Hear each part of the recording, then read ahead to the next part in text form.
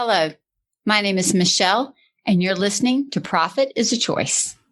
With me on the podcast today is Owen McNab Enaohwo.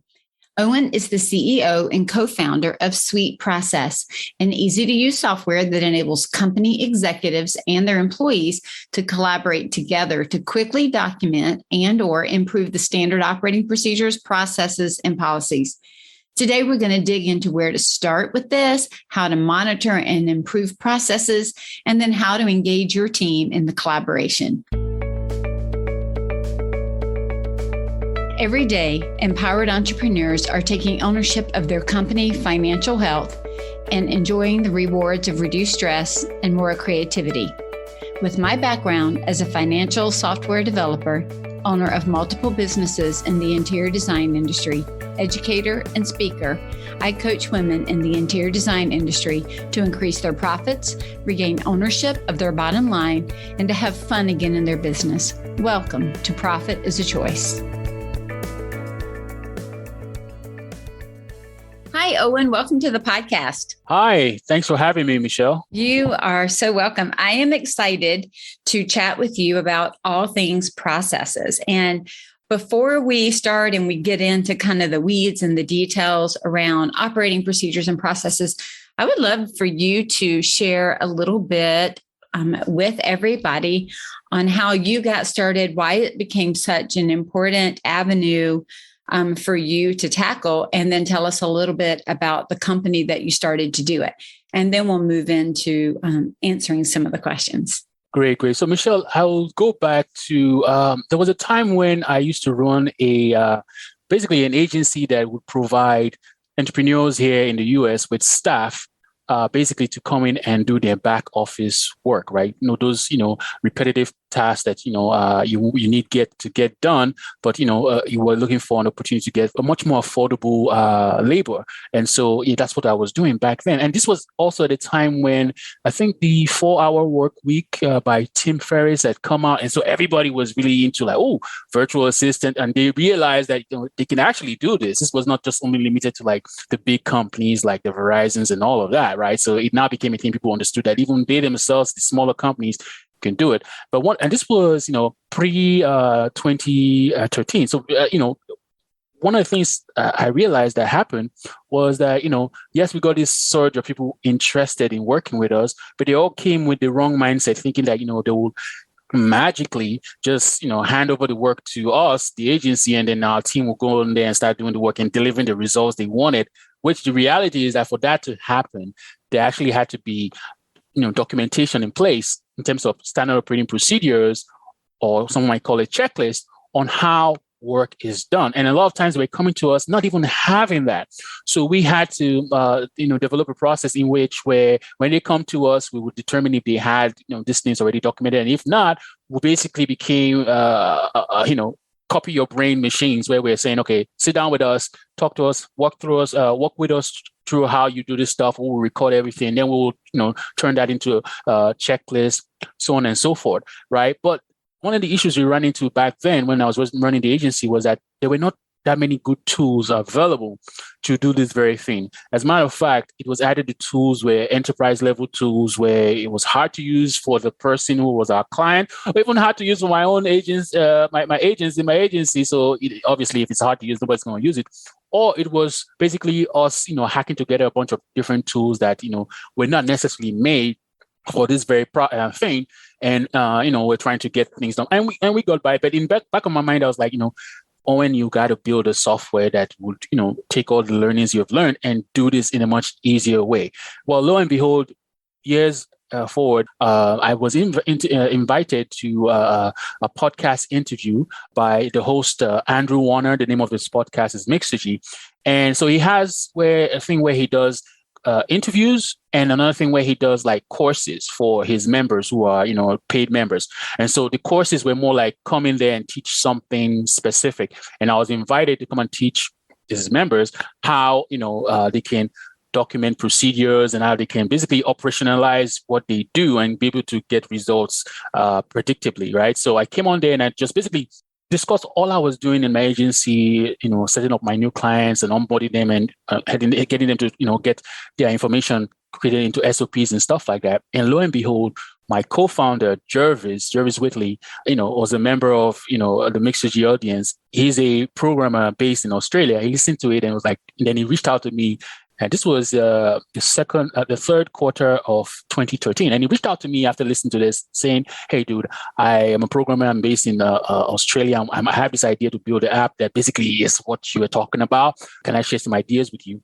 And by the time we met, we had this conversation, me being in Maryland here in the US, I was like, dude, instead of, just taking advice from me, let's go ahead and build this together, because this is something that, I actually need. Let's go ahead and build this together. But before you start programming and creating anything, why don't I spend maybe this next month just talking to a bunch of potential clients to see, what is the real problem when it comes to this very issue, so that we can take all that learnings and basically come up with a situation where, we summarize all the different learnings and the key root issues they were having, and then build a software that is based on the overall root issue and basically simplify it, because we didn't want to become like the other software that was hard to use.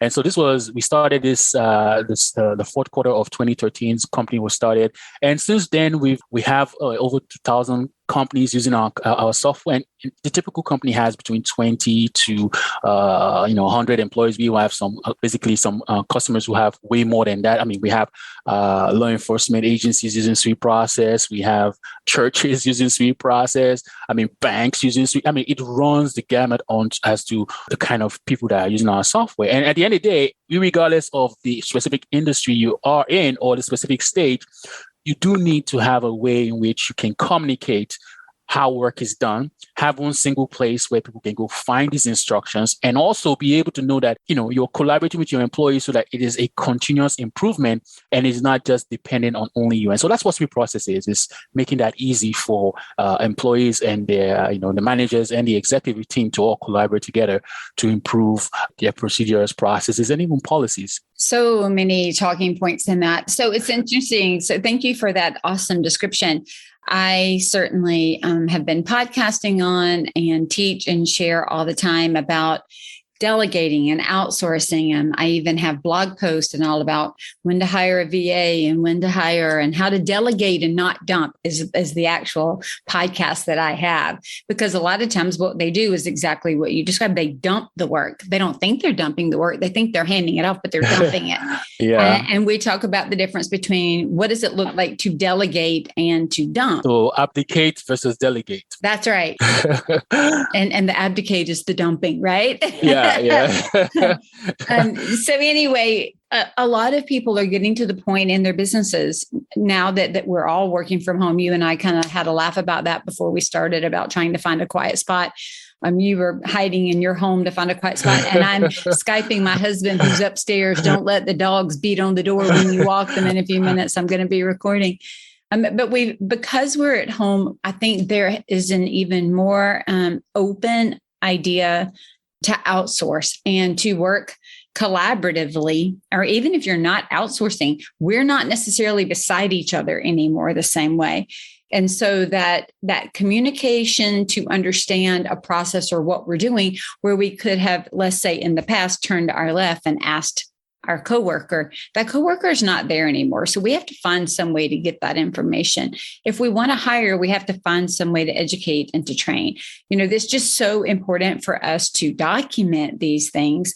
And the challenge comes in knowing what to document, how to document, when to document. And even if we got all that right, how to organize it and put it into a place that we can look at it. And then you hit on the mindset at the end of the continuous improvement. We called it, iterative processing. You got to go through it over and over. That's hard. That's really, really hard, Owen, because sometimes when we do this, we're like, okay, we're done. I mean, I'm guilty of it, like wiping my hands, moving it to the side, I'm done. And then we come back and we have to go through it again. We are, my operations person and I are walking through 3 or 4 different processes and writing them back out again and documenting some different things, and then asking ourselves, is that still what we want? Does it still meet the need? Does it still serve the client? Does it still do what we intended it to do? Or now that we have new information, do we need to improve it? Do we need to change it? Do we need to adjust it? So many questions and challenges come into that.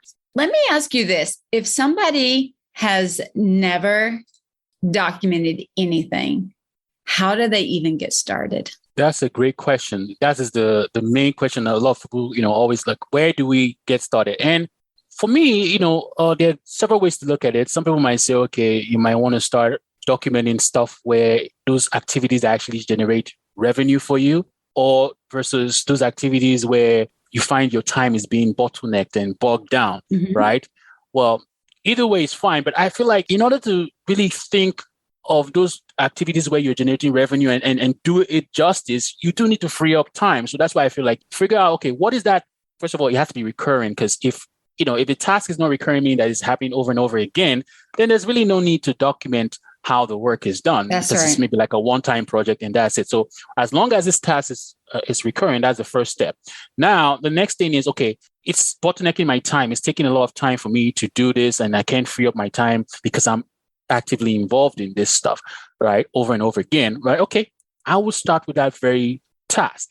And here's the thing is, people try to think or think that, you have to, on your first go of this, that it has to be like an encyclopedia where you have all the instructions and everything. And I'll say, get rid of that thought, because the most important thing is to have the mindset that it is going to be a continuous improvement thing. That's the first thing. And a thing where you're going to collaborate with your employees or your staff or your contractors who are working with you to build this. So once you get that mindset, then you know that, okay, it doesn't have to be perfect from day one. So we came up with this term called the minimum viable procedure. And what basically that means is documenting a procedure that from the very beginning does not have as much detail in there. As a matter of fact, if you use our software SweetProcess, all you got to do is just go in there, give the procedure a title of the procedure, make the title be relevant such that anyone in your company sees the title, they know exactly what they can accomplish when they go through the steps in that procedure.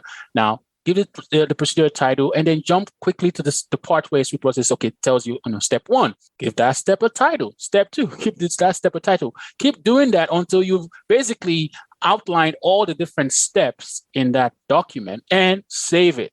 That is your minimum viable procedure. Then you get to invite your employees who, you probably have taught verbally how to do this task, maybe your managers or, your contractors who have worked with you on this before, to come in and say, okay, now this is a document I've documented the minimum viable procedure or the version 1.0 of this task. Now let's go ahead and collaborate to fill out the details. Now, with a software like SweetProcess, we enable that collaboration back and forth. And what happens is you can actually have your employees passively go into the software and start entering comments saying, hey, for this very step, I think we need this, we need that. Or they could be that proactive employee that we all need where not only do they want to give you comments on what you need to do so that you now take the comments and go do it yourself, but they go in there, they jump in there because SweetProcess empowers them to go into the document and actually start building out the details themselves, while at the same time giving you management oversight that even when they make changes to the document, now they start adding text, they start adding screenshots, they start adding, if maybe like the specific step needs like data to be gathered back in terms of you can add forms and so on and so forth, then whatever they do, you are able as a manager to approve the changes they make because they don't get the right to approve the document. It goes in there as a draft and they are basically requesting your approval. You go look at the document, you see, okay, I like this new changes and everything. You go ahead and approve it. And voila, that document has gone from version 1.0, where it was the minimum viable procedure with just the outline, to where now you've solicited feedback from your employees who have an idea of how the task is done, and they've gone in there and put in additional information, and now you get to approve it, and now it's version 2. It has gone from what it was to this new version. And now people can leave it there at that point, but one of the things that happens is what we did with SweetProcess, we said, well, we don't want to just be that place where you just come to document how work is done, because what we realize is that, as a matter of fact, as work is actually being done, there are opportunity for insights to be gathered on improvement. So we now said the app should not just only be all about documenting. It should also be a place where people can actually do real work, so that if at any time they come across a snag where something is wrong with that documentation and it doesn't make sense, or there's this insight where, oh, this step we don't need, or this new step we should add because, something is different. Or maybe based on a specific decision, now we got to go down a different path. Now these employees, because you're actually assigning the task, real work for people to do based on what you've documented, they can pass that feedback back into the software. And you as the manager can go ahead in real time and improve that step because they were working on a real task that was assigned to them based on the procedure or process that they documented. And now you can, in real time, update that task, because the way it works is that in order for you to assign a task to people, it needs to always be based on an underlying procedure that you have documented already. Okay. So the procedure just basically is how the work is done. But then now you have situations where you actually have real work to do. Let's say you document a procedure on how to cancel orders or how to place refunds, right? Now that tells people how to do it. But now customers start calling you and say, I need to refund this order 1. I need to refund this order 2, whatever. Now these are actual tasks that needs to get done. So you can assign tasks to your contractors or your employees, say, hey, this task is based on this underlying procedure, refund the order for this customer, that customer. And so as the employee is going ahead to do the work, they've got the document up in front of them, showing them while they're doing. Showing them how they're doing it. And so as they're checking off the step and actually doing the real work, so then they can actually catch, and they're comparing, like on one side, here's the document, and over here, here's what you're asking me to do. And they're not lining up. So here's what we might need to change, add, or delete to make them align. Yes. And so by marrying the documenting and collaborating together with the actual doing the work, you are seeing all sides of this. And that document keeps being improved and improved. And before you know, you start documenting that first task that was the bottleneck. Before you know, you start documenting the next one. And before you know, eventually you get to document all those bottlenecks. You've freed up your time because people can actually do the work. You can now even start documenting the exciting stuff, in my view, which is tasks that actually bring money. Imagine if you document tasks that bring money, right? And it's tested and it works. You now start bringing on people to come in and do those tasks so you can multiply the outcome. Well, more money. To make more money. So in software development, we always have minimum viable product. It is what is the minimum that needs to go out the door to meet the need, if we think about it. In all of our businesses that do design, what is the minimum design that we need to do to meet the need of the client, right? And then everything else is a layering process on top of that. This is the same thing. So I want to break down what you said just a little bit, because if there are people listening that either their business is so tiny or they're not ready to invest in something as big as SweetProcess at this moment, what you're telling them is still extremely important for them to implement in whatever system they're doing.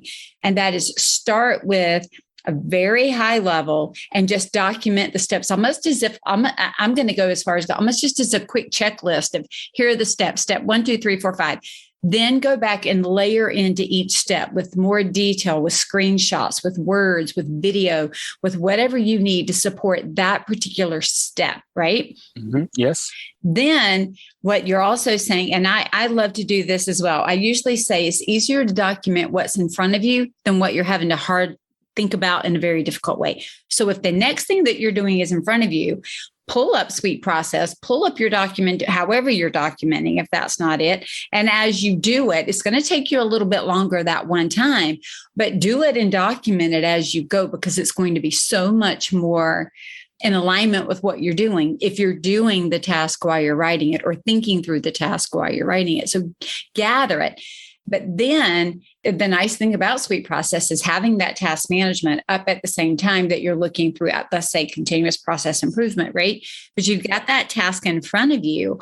So even if that's not the way that you have it set up, for our listeners to SweetProcess, have your people on occasion open up their task list with it and monitor to it every 3 months, every 6 months, every time you think something shifted or changed. Because what I also see, Owen, and I think this is something that SweetProcess has addressed, is it is so easy for us to create a procedure, a system, a process, and walk away from it and never touch it again. So then we never really capture the changes. We never capture that we don't have to do step 2 anymore. unless we're really thoughtful about it, we're not capturing the idea that the screen changed for the product that we were using. And so where we said, click on this button on the top right, it's now on the bottom left. Like, we never update these things. And if we're the ones always doing the task, it might not be that big of a deal. The challenge comes is when you want to hand off that task to anybody else and the directions do not align. I'll give you a prime example. So I have a support person that does all of my podcast information. And back in 2020, right at the beginning of COVID, my prior administrator moved into a different direction. So I had to hire quickly. I had to hire like on a Saturday to start on a Monday to get ready in the middle of all the COVID. It was crazy. But what we had standard operating procedures. And I was able to pick up that document and give it to her. And she walked through it and she found a couple of small things where I use Libsyn. Libsyn had shifted some things. So she was able to go in and modify it. Just recently, Libsyn shifted again, and she's gone in and she keeps those operating procedures updated. But if I had not had that, it would have been impossible for me to take the information that I had handed off a year and a half earlier to somebody. I'd not done that work in a year and a half. I would have had a hard time stopping and rethinking through a year and a half worth of work to hand it to her. And the way that it worked was I hired her on a Monday, and by Tuesday, she had operating procedures and she was able to pick up by the next week, and we moved without a hitch. And so they're just that important. And that makes me think about the fact that when we hand them off, especially as the owners or as the principals and the CEOs and the executives in the firm, when we hand that work off, we actually are delegating that work for that other person to take ownership of. Yeah. And so they will become owners of that work and hopefully improve that process and change that process, which means that the process that I handed might not be the process I get back in 2 or 3 years. It's going to be much improved. But I am trying to reduce my brain space so that I can work on something else. So if I hand it off and it's not documented and that person walks away, we're in deep, deep trouble. But if I hand it off and they improve it and they document it and then they walk away, I've got a piece of something that I can hand to somebody else who hopefully can jump in and interpret it. And that's what SweetProcess also allows to happen. That continuity of service and continuity of client interaction, continuity of revenue generation, because they're processes that have been built over time. Yeah, and I'm so glad you mentioned that. So there's something I want to also make a point clear, because although we have the documentation collaboration thing there, and they will also have the task management thing there, we realize that some people might not want to use the task version of our software, right? And so they might, have links to the instructions whenever they're doing a task on a different task management tool. But one of the things we do to make sure that there's always this continuous improvement is that whenever you have a document documented, you can also set a review reminder. Nice. Yes, you can set a review reminder saying that, okay, for this very document, I want to set up a cadence where every 2 months, 3 months, whatever, that the owner of this document, the manager, has to come at that time in the future, whatever cadence you set, to review that document and make sure that in that time in the future, this document is correct as per that time in the future. Because the reason we do it that way is because we realize that, not everybody's going to use our software for the task side. And if ideally, we want you to use it both for the documenting and the task side, because that feedback keeps coming into the document is improved. But in the situation where you decide to use a different task management tool for the tasks itself, you can have that rest assurance that, okay, at least because you have this review requirement already set in the document, your managers or the owners of the documents must come into that document, review it. And so at the time in the future when that document is required to be reviewed, it's going to be like, highly noticeable that, hey, this document needs you to come and look at it, and they need to go look at it, review it, and okay it. And now you always have that thing as well. I love that. Yeah. I put task reminders, and I use Asana, and I put task reminders in there. Every 3 months, I need to look at this process. Every 6 months. Or the other thing that I have learned to do over 20 something years is to create these almost flags, if you will. For example, I used to do, I teach a lot about pricing custom work. Well, when raw materials change in price, we have to change the price unless we've changed the process to reduce time, we have to change the price that we're charging. And so I created these little flags that every time I got a reminder from one of my vendors that says we're having a price increase, it meant I needed to stop and go check all of these items that use that vendor's raw material. Right? It's the same kind of thing. Go back and check your pricing process because the raw materials changed. So there's one thing about updating and changing just because we've hit a timeline, but also what is something that's happened that causes us to change it? Like, for example, Libsyn sending out an email that says we've changed our screens and we've changed the way that we are going to be handling your podcast, immediately made us go, okay, we need to go check our operating procedures to see if what they're doing matches what we're doing, to see what's changed. And they did have some changes that impacted our process and needed to be addressed. So I think that's the beautiful thing about it, is once you at least have it in your mind of, this is going to be continuous improvement. This is meant to support the company in doing the best work in the best way, in the most profitable way, but also enjoyable. Here's the other thing that I hear as a challenge. I hear two things as a challenge sometimes. One is when we write that process, we write it so, what's the word I want to say, narrowly, that there's no room for creativity. And my answer is always, we want to write it enough that it allows you to have the outcome that you desire in the transformation, but not so narrowly in some cases that, for example, design, right? That it ties your hands. But you can create a process that gives you space for design. It doesn't have to tell you how to design. It can give you space for design. Do you ever run into I'm sure you run into, here are the 5,000 reasons writing a process won't work for my company. The truth of the matter, we all have a process, whether we document it and say we do or not. I'll have people who say, I don't have a process. And I'm like, yes, you do. Every morning you get up, you get out of the bed, you go to the bathroom, you brush your teeth, you get a cup of coffee. You have a process. You just don't have it written down.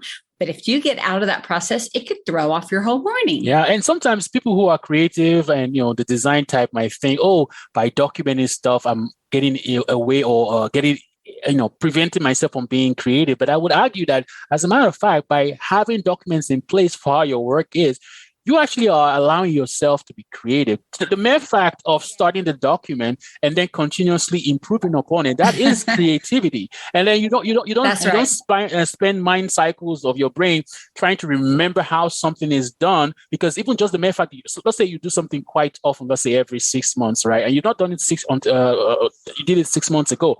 Now you want to do the same thing again. The time that you're spending to try and, how do I do this and all that, it's taking you away from the actual execution of this task and even trying to figure out new ways to do it. But if you have that one place, you could just go and, I want to do this task. I did it 6 months ago. Yeah, it is. Now you have the ability to say, okay, you don't even have to waste time thinking how it's done. You can only do two things now, either getting it done or improving upon how you've already done it in the past, which in my view is creativity. I agree with you. I agree. The more that we can get these things off our plate and clear them out, or even know what the next steps are, because, you and I both, and I'm sure most of our listeners know, we fight so hard to keep so much in our head. I don't even remember the numbers, Owen, but it was something like, these days, we get as much information in one day as like in the 1800s people got in a whole year. And we have that amount of input in one day between the media, what we read, what we study, what we do, what we listen to, just the way that our world currently works. And it's a lot. I know that that's why I have a task management system. I write down everything in my Asana. It is in there. It's in there in projects. It's in there in tasks. It's in there in some way. Even if I'm talking to somebody and I'm like, I need to do that, I go make a note of it, because what it does is it allows my mind to stop and free up in that moment, to keep being in that moment. Otherwise, it's the spinning that you mentioned of trying not to forget it, or what did I do?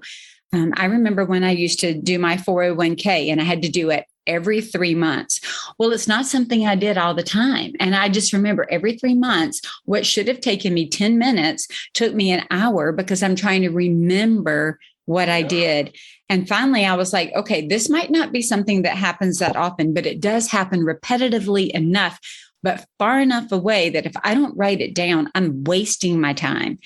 And then writing those things down. And once I started doing it, man, it goes so much faster. It becomes something I don't dread doing anymore. It becomes something that doesn't feel overwhelming to me. I can look at it and go, that's going to take me about 15 minutes. And then I just go do it. Or like, it's like the favorite family recipe that everybody's afraid they're going to forget. Just write the thing down and do it, right? And then every time you make it, if you follow the recipe, you're going to get the same outcomes. So let me even poke that even more. So that, here you have a wound and you're poking it so that it even hurts more. So imagine I'm sure most of the listeners actually are the owners of this, their own company. Initially, they're wearing multiple hats, right? Doing many things, handling different roles within the company. So imagine now if you don't have documents in place, and you have to do multiple things in a day. And each time you come across something, you have to now spend time to remember how it's done. And then you go to the next thing again and spend time to remember how it's done. There's so much distraction going on in your head, right? So, yeah. But if, on the other hand, any new thing you have to do because you're wearing multiple hats initially, you know where to go find that information on how it's done. You're not being distracted by remembering how it's done. Right.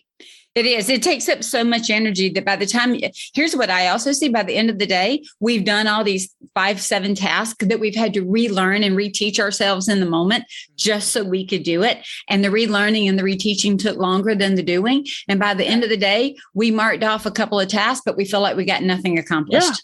Yeah. I mean, that's the way it feels. All right. So I want to talk about one other big piece here before we wrap up. And that is getting buy-in from employees for team members. I love that you talk about the collaborative process. I sometimes will have if I've got owners that have already handed off the work to a trusted employee, I will say to them, instead of that owner taking their time to go in and set up that initial high level list, give an outline of what they want it to look like, and just go ahead and hand it to the employee or to the contractor, whoever's doing the work, and just say, outline it, and then bring it to me and sit. And what I usually say is outline the way you're currently doing, and please make notes of any improvements or changes that you think we need to address. And then let's get together and kind of have a collaboration meeting, or, or it's something that could be done through SweetProcess, of course, but having that meeting that says, hey, let's all talk about this process. I like to talk about communication flow, workflow, client flow. What are the flow throughs in your business?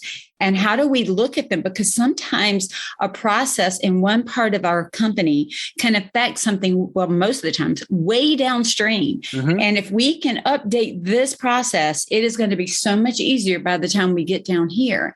Especially in the area of bookkeeping and keeping up with all of the invoices and the POs and all those details, all those little design pieces and parts. And so really thinking about what information do we need, not just here, but all the way down.